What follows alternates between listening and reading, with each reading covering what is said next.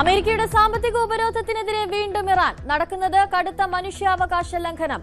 ഐക്യരാഷ്ട്രസഭയുടെ തത്വങ്ങളെ പിന്തുണയ്ക്കുന്ന രാജ്യങ്ങൾ രംഗത്ത് വരണം. അമേരിക്കയുടെ സാമ്പത്തിക സൈനിക പ്രതിസന്ധികൾ മറച്ചുവെക്കാനാണ് നീക്കമെന്നും ഇറാൻ. മുട്ടിൽ മരമുറി വഞ്ചന കേസിൽ ഇന്ന് നിർണായകം. കുറ്റപത്രം വായിച്ചു കേൾപ്പിക്കുന്ന പുതിയ തീയതി കോടതി ഇന്ന് തീരുമാനിക്കും. വീഡിയോ കോൺഫറൻസ് വഴി പങ്കെടുക്കാമെന്ന പ്രതികളുടെ അപേക്ഷയിലും തീരുമാനം. ചോറ്റാനിക്കര കോടതിയുടെ അധികാര പരിധിയിൽ വിചാരണ സാധ്യമല്ലെന്ന പ്രതികളുടെ വാദത്തിൽ ഉത്തരവിനും സാധ്യത. തൃശൂർ പേരാമംഗലത്ത് വൻ കവർച്ച. വീട്ടിൽ നിന്ന് 50 പവൻ കവർന്നു. മോഷ്ടിച്ചത് മകളുടെ വിവാഹത്തിന് വാങ്ങിയ സ്വർണം.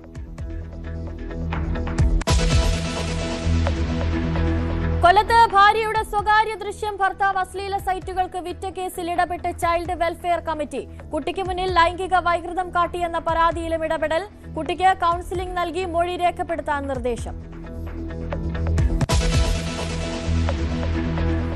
മലപ്പുറം വളാഞ്ചേരിയിൽ വൻ ലഹരിവേട്ട. വാടക വീട്ടിലെ പരിശോധനയിൽ 43 ഗ്രാം MDMAയും 4 കിലോയിലധികം കഞ്ചാവും പിടികൂടി. കോടികൾ വിലമതിക്കുന്ന 3 കിലോ തിമിംഗല ഛർദിയും കണ്ടെടുത്തു. സ്ത്രീയടക്കം 3 പേർ കസ്റ്റഡിയിൽ. തൊടുപുഴയിൽ ഡിവൈഎഫ്ഐ നേതാവിനെയും സംഘത്തെയും മയക്കുമരുന്നുമായി പിടികൂടിയ ദൃശ്യങ്ങൾ പുറത്തുവിട്ട് പോലീസ്. കരുവാറ്റ കൊലപാതക കേസിൽ പ്രതികൾക്കായുള്ള കസ്റ്റഡി അപേക്ഷ നാളെ പരിഗണിക്കും. മുഖ്യപ്രതിയായ പെൺകുട്ടിക്ക് കൌൺസിലിംഗ് തുടങ്ങി. ശിവൻകുട്ടിക്കെതിരായ ആരോപണങ്ങൾ കൌൺസിലിംഗിൽ പറയാതെ പെൺകുട്ടി.